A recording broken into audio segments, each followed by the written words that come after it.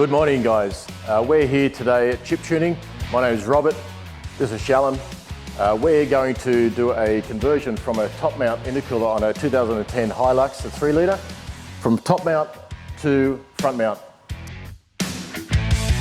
What we specialise here in with Chiptuning is performance upgrades for four-wheel drive vehicles. What we're trying to achieve today is a lower intake air temperature between the top mount intercooler and the front mount.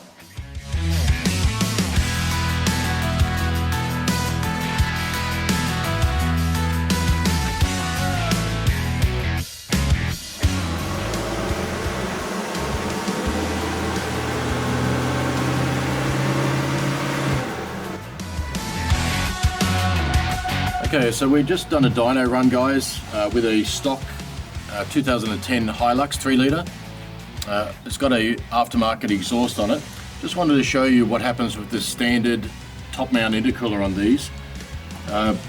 Measuring the intake air temps, we see here the Celsius degrees reading and RPM. And as we go up on this dyno run, we're seeing here at 3000 RPM, 62 degrees. It's getting quite hot. 3500, it's nearly 70 degrees. And if we start getting all the way to the top here, it was about 4500 RPM and we're at 83, 84 degrees Celsius. That's really hot for a intake air. And so the whole idea of today's video is the fitment of a front mount intercooler on this Hilux.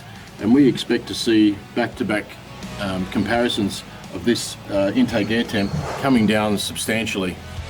Okay, we've just got the car back from the dyno. We've got the kit ready to go. The intercooler is top notch. They call it the GT2 Pro. And the Pro is for the patented clamps that they have here that allows you to have a join of that piping with a rubber O-ring on the inside. That system is just excellent.